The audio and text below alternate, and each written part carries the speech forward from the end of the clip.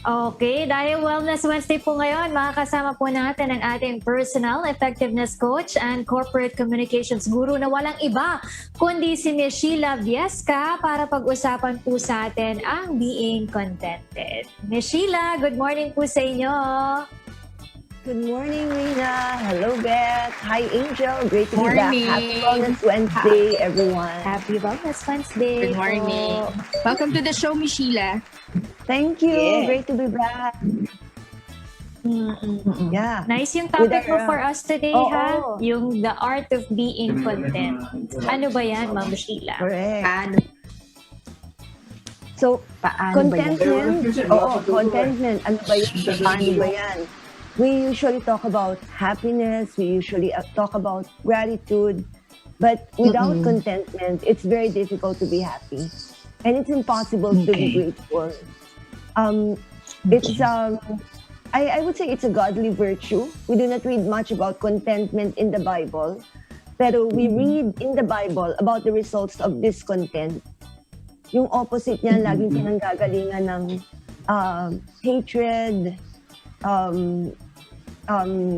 inability to do whatever you're supposed to do, to heed the calling of God. So when we talk about contentment, ito yung pinagmumulan ng lahat ng positive psychology na pinag-uusapan natin. Okay. Alright. So, paano po ba? Ano po ba yung mga dapat gawin para ang isang tao ay makapag-practice ng, alam mo yun, pagiging kontento sa buhay? Lalo na po ngayon, in the age of social media, na talagang you can see everybody's life, 'di ba? Or lives rather, 'di ba? And somehow at the point in time maisip mo, ay sana may ganun din ako or sana or ganito, ganyan, 'di ba? So how do you keep up with that? Or do you keep up with that? And ano po yung mga dapat gawin para maging kontento sa buhay? Thank you, Angel. And thank you for mentioning the realities of our day.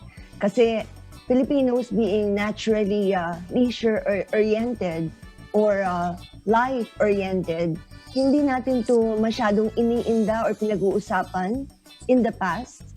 But now, with the lockdown, with whatever we're going through, and with the effects of social media in our life, mas kailangan tayong resolve into pursuing contentment.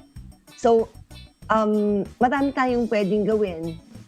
Hindi tayo madaling magiging grateful kung hindi tayo mag-uumpisang mag-appreciate kung ano yung meron tayo. So that would always start with appreciating what you have and being satisfied. But contentment actually does not preclude ambition. Hindi naman sinasabi na huwag ka nang mangarap. Huwag ka nang mangarap. Diba? Yun na nga eh. Oo. At hindi rin sinasabi na makontento ka kung mali yung nangyayari sa buhay mo. Definitely not. It's simply about evaluating kung ano talaga yung kailangan mo, kung ano yung gusto mo, and being keen kung ano yung ipe-pursue mo. Hindi yung masyado kang kalat, hindi yung lahat gusto mong mangyari sa buhay mo. And if you think about it, that's a great start in order to have a happy life. Contentment is a great start in order to be grateful with whatever is happening in your life. Yan. So, mga simple measures, yun yung basic. Maging satisfied ka kung ano meron, then huwag kang bili ng bili.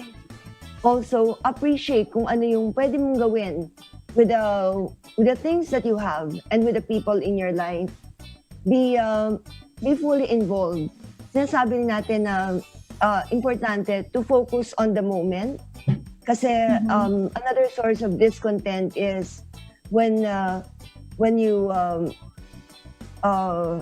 embrace so much kung ano yung nangyari sa past, hindi ka na makausad, or when you're so looking forward to whatever is happening in the future and you cannot appreciate what's happening in your life currently. Of course, enjoy what you have right now. Oo. Yeah. You have to, of course, feel right about yourself, feel right with the situation. And that's not going to happen kung yung mindset mo laging nakatutok dun sa ibang panahon, in the past or in the future. And then again, we're not precluding naman the importance of learning from the past and the importance of goal setting. Kasi importanteng variable din yan when it comes to achieving contentment in your life. Parang balance lang talaga, no, Miss Sheila, pagdating sa mga Yes. ganyang bagay. Pero yun nga, no, nabanggit mo na rin, it's interesting na nabanggit mo na, o sige, being content or contentment is a state of mind, diba? Na hindi naman, it doesn't mean na you won't strive hard or work hard for more Ambition. or left without ambition. So, my question is, how do you draw the line between being content with your life and, you know, not just settling for ordinary or mediocrity, di ba? Oo. That's a beautiful angle of it. Kasi makikita natin na when we're content, we have the belief in ourselves, we have trust in God, we have appreciation for everything that's happening in our life. So talagang positive mindset, positive mentality, but at the same time, may reality check ka on a constant basis. Ano ba nangyayari sa buhay mo? For instance, it's not very easy to trust in yourself or to feel right about yourself kung medyo magulo yung paligid mo. So, contentment will result in the physicality. Ano yung ginagawa mong organization in your surroundings? Pag may sense of organization ka, mas matitimbang mo kung saan ka magpo-focus. At hindi ka bili ng bili, hindi ka crave ng crave kung ano yung wala. Kasi makikita mo ng maayos kung ano yung nasa paligid mo. Yeah, so even when we base it on the Bible, di ba? Nagkasala si Adam and Eve. Kasi hindi nila na-appreciate kung ano yung nandyan sa kanila. So talagang naka-angle sila dun sa makakapag-satisfy sa kanila without appreciating that they already have that paradise that's provided for them by God. So, ganun din sa atin. Ayusin natin ang kapaligiran natin, ayusin natin yung relationships natin, ayusin natin yung sarili natin. Because if we don't, surely, yung clutter na yan will lead to discontent. Ma'am Sheila, dapat po ba bata pa lang, as early as siguro mga bata pa lang, no, tinuturuan na ng magulang na maging contented? Kasi 'di ba alam na naman pag mga bata 'yan, 'di ba? Pag nasa school sila parang They oh want mami, everything. oo.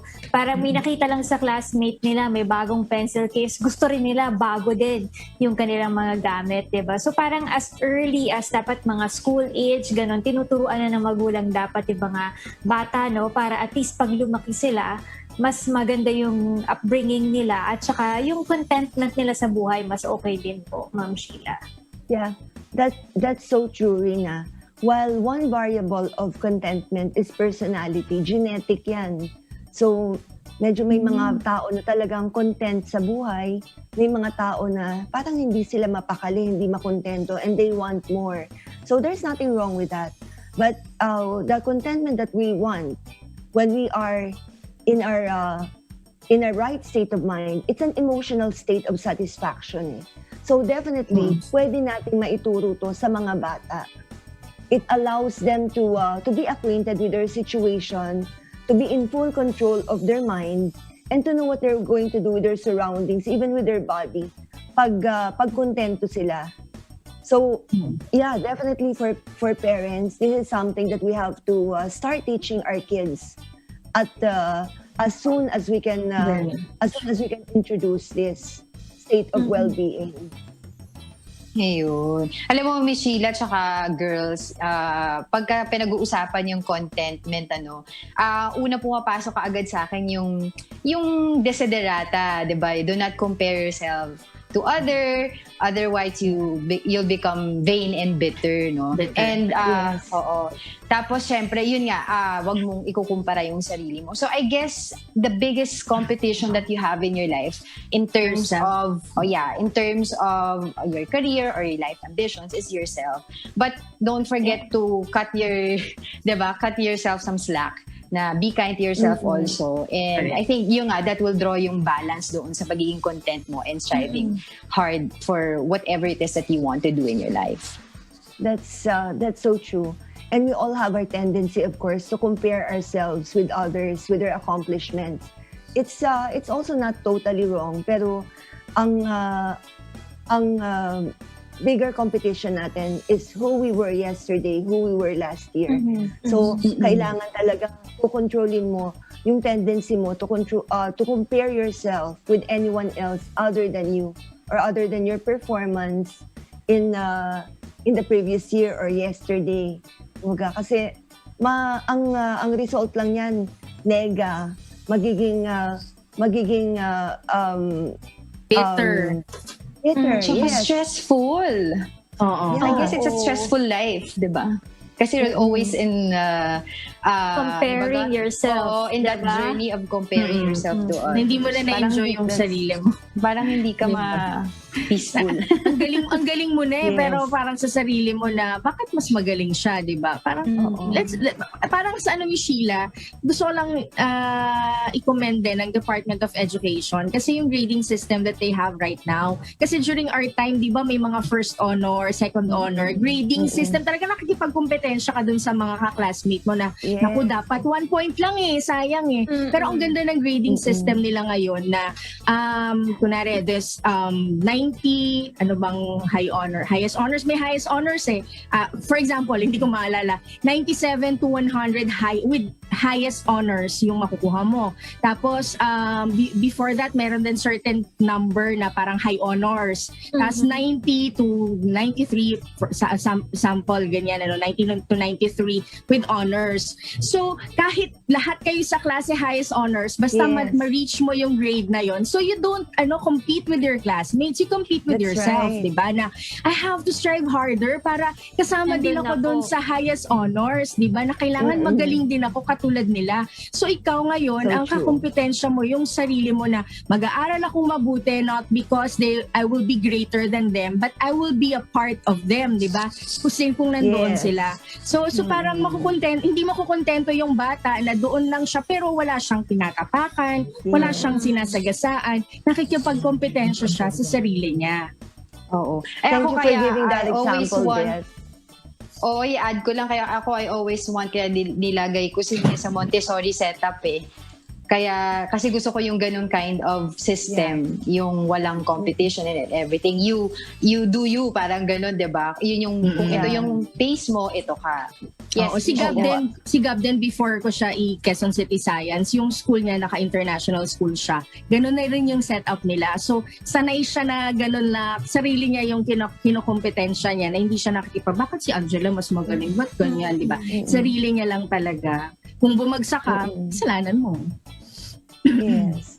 And it adds to the positive energy kasi hindi mo kailangang awayin or maging kaaway yung Sarili isang mo. estudyante na kasing galing mo. Di ba? Yeah. So it's good that we have this in place in our education system kasi our kids get to pursue their goals and concentrate on what's truly right for themselves without affecting yung relationship nila with their peers. Isang, Okay, right. So let's, Yeah. sige, go ahead po. Sige, go ahead with the question.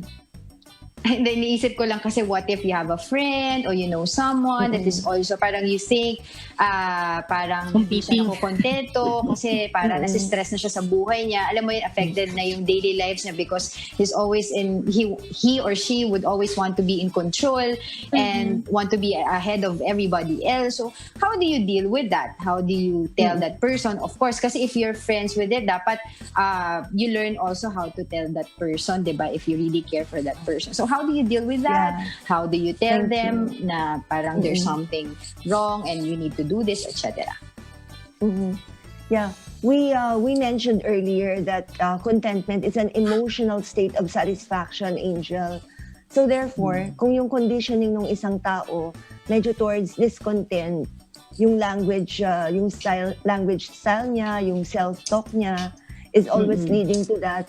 Medyo kailangan mong tutukan when it comes to channeling his communication or his perspectives. Isang variable ng contentment is laughter. So, have this optimistic conversations with a person, patawanin mo, and then draw him out of that box na medyo nagko-complain siya, nag-argue siya kasi ito yung mga articulated forms ng happiness or ng contentment and happiness. Nagko-complain, nagki-crave ng wala sa kanya, nagwo-whine, nakikipag-argue, and you cannot counter this kind of communication with the same. So make it lighthearted. As you point out to the person kung ano yung meron siya, kung ano yung kailangan kung saan siya kailangan mag-focus. And then by doing that, siguro ma-address mo yung ibang mga bagay na pwedeng masolusyonan. But in the end, it's really up to the person to decide. Yes. Because while it's a state of mind, it's a decision that we make on a daily basis. So kung pagising pa lang niya, hindi na siya masaya sa kinalalagyan niya, hindi niya inaayos ang sarili niya or ang lugar niya. Mahirap. Hindi rin maayos yung relationships niya. No matter what you say to this person, hindi siya magiging kontento sa buhay. So, ang titingnan mo din siguro overall, and another variable of contentment is work-life balance. So, this is something that we all want, especially now when times are very challenging. So, pag ang tao may capacity to have that work-life balance, it's very easy to find contentment. Siguro, when you strategize helping this friend, doon mo rin pwedeng umpisahan kung paano niya inaayos yung oras niya sa trabaho, for himself, with his family, kung ilang oras ang ina-allocate niya sa online na task niya, at kung hindi naman kailangan mag-online, wag na lang. Para matulungan mo rin siyang maghimay-himay kung ano yung pwede niyang gawin. Ma'am Sheila, can you say that because of this pandemic, mas maraming tao ngayon, mas maraming Filipinos ngayon ang naging contented dun sa buhay nila na parang, oh, I'm happy, I'm grateful, at least meron akong trabaho. I'm happy, I'm grateful, at least meron akong pagkain na provide sa family ko. Can you say that na naging mas contented yung mga Pinoy this time of pandemic po? I would say for sure, Rina, it did not come easy. Siyempre, nagkaroon pa muna tayo ng resistance. Lahat naman ganun di ba? Kasi we came from that point na everything was normal lang, and then biglang bagsak dahil sa lockdown. And then suddenly, as we move out of that, we recognize na yung mga outer successes pala sa material possessions are secondary. Ang pinaka-importante, physical health, mental health, family. Yes. And we become content with whatever we actually have. Kaya lang hindi naging madali yan for a lot of people. However, that's the direction. Basta kapit lang tayo. Kasi hindi naman sa lahat ng panahon kontento ka sa buhay Hindi sa lahat ng panahon nakakapag-focus ka kung ano yung meron ka. May mga panahon din na nire-resent mo kung ano yung meron yung iba. Nagkakaroon tayo ng konting doubt, konting inggit. Pero move forward. Alam mo naman kung ano yung dapat because it's your life. That's truly the biggest blessing to you. Hindi yung buhay ng ibang tao. Kaya dyan ka mag-concentrate. And whatever Siguro, is orbiting that life. Correct. Yung mga mahilig mag-social media, huwag tayo masyadong maniwala sa post ng karamihan kasi palagi yun, best foot forward, not everyone, I'm not saying everyone naman na ganun, di ba? Meron pa rin naman na kung ano lang talaga yung meron sila, yun lang yung pinapakita. Pero karamihan, pag mag-browse ka, manood ka ng videos, manood ka ng mga vlogs, alam mo yun, parang, ang galing-galing, ang ganun, ang ganda ng ganyan. Pero ano ba talaga sila in real life? So we should focus on ourselves. Tapos gusto ko lang din mag-comment doon kay Rina. Alam mo, Miss Sheila, yung nung ECQ pa tayo nung una, siguro yun yung pinaka nakontento ako sa buhay ko. Kasi we cannot go out, di ba? We cannot eat sa mga restaurants. Kahit na nga bumili ng mga kailangan natin minsan, maliban sa mga pagkain, gamot, di ba? wala ka talagang mabibila na yung mga shorts namin, sira-sira na. Alam mo yun, yung parang sige, pagtsaga, di ba, Jellico din, lumaki na yung mga shorts ninyo, damit ni Mio, kaya lang wala tayong magawa kasi wala tayong mabilan. So parang that time na, it's a good thing din, yung contentment talagang maganda rin kasi makakaipon ka rin in a way, no? Dahil if you'll see, parang kailangan ako, mahilig kasi akong, pag nalulungkot ako, bumibili ako kahit maliliit na bagay. Kung kunwari napapagod ako, sige na mag-order ako online kasi napapagod ako, parang ganon. Retail therapy. So, that time, wala ka talagang mabilan. Parang, kailangan ko nito kahit mga makeup namin, wala kaming mabilan. Alam mo yung nag-resort kami dun sa mga brand na hindi namin ginagamit ni Sheila. Imagine mo yun. Kaso wala kaming magawa dahil everyday kami nagme-makeup, we need that. Di ba kahit mga simpleng powder namin na ginagamit, hindi namin magamit. So, cakey yung mga nabibili namin. Ang pangit talaga. Kaya lang wala kang magawa. So, yung parang that time, nakontento na lang ako na sige na nga, since nandito naman tayo sa pwede na to. At least nakatipid pa ako. Yung asawa ko marami na ipon. Di ba? Kasi hindi siya bumili ng mga relo niya na kasi nagkukolekta, ganyan, mga gusto, mga sapatos, ganyan. Hindi, di ba? Parang siguro kakambal ng pagiging kontento, yung pagiging grateful na rin at saka nakakatipid. Oo, ba? Imagine, lahat tayo naging minimalist, di ba? Nung mga panahon na yan. And that's when you got to appreciate, hindi ka pala kailangang gumastos ng libo-libo. Less than 1,000, marami ka na palang mabibili in terms of the gamit. At marami ka na palang naipon sa mga nagdaang mga taon na hindi mo na take advantage, na hindi mo naman nagagamit masyado. Yeah. So, oo, yung contentment na nangyari doon, natutunan nating isabuhay every day of our life after that. And up to now, I think it's a good wake-up call. Hindi naging madali. But many of us became better individuals because of that.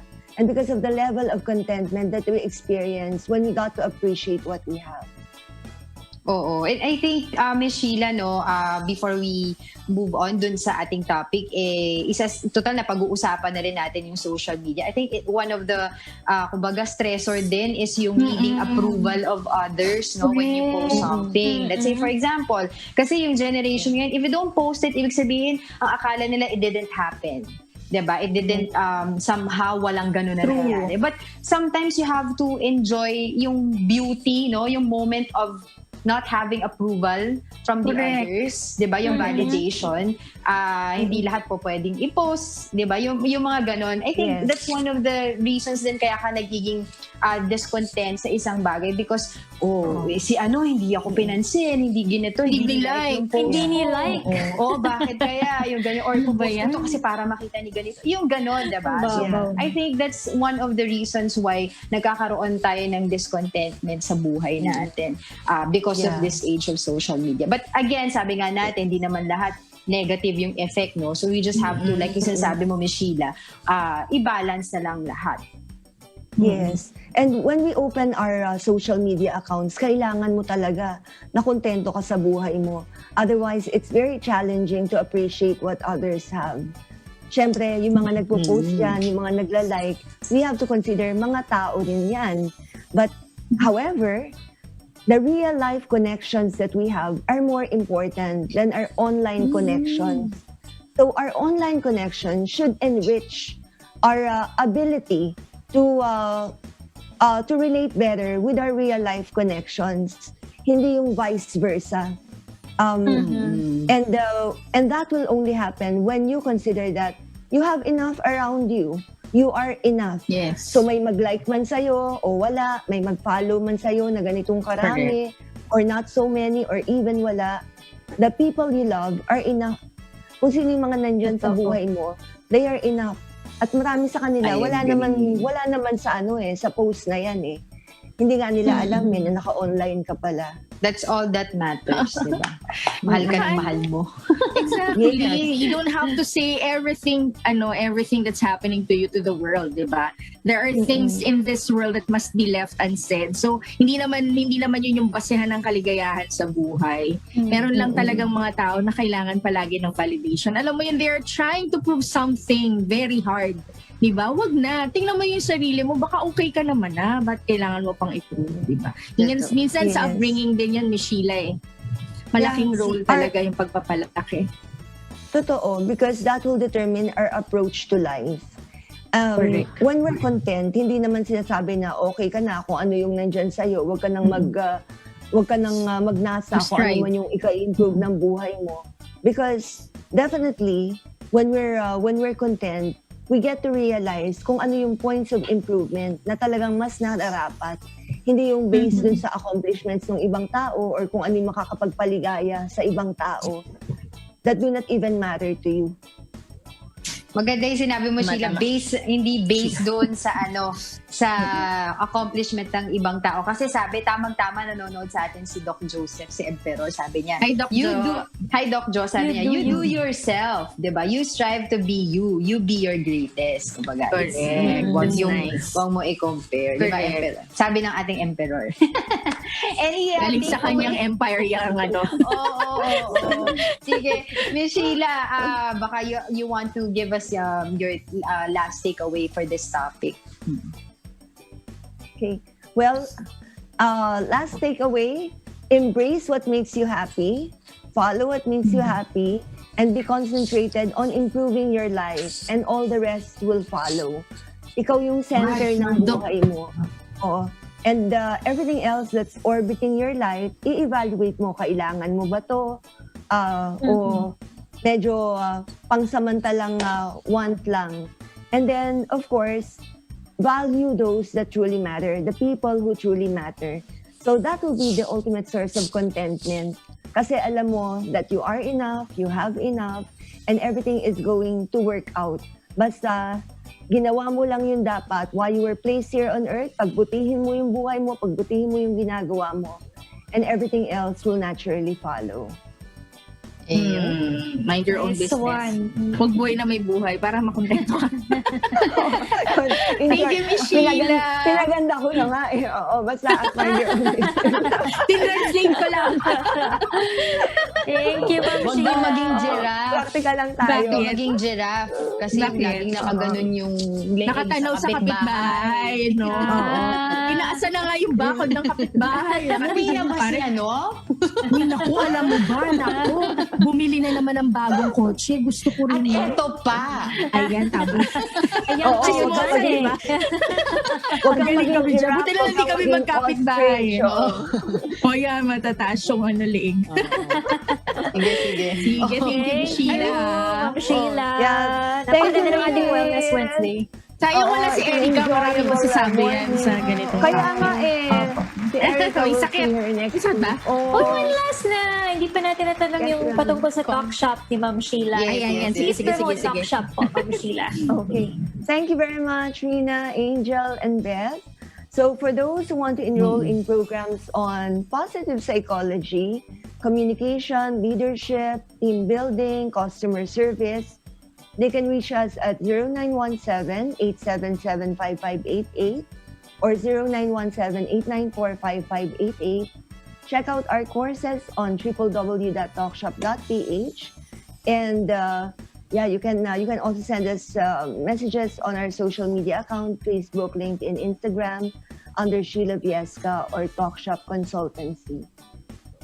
Ayun. Thank you, Ma'am Sheila. Thank you. Napakaganda Thank ng ating you. Wellness Wednesday. Abangan Yes, ulit namin happy yung topic mo ha Wednesday. for next week. Thanks, Miss Sheila. Yes, Take for care. sure.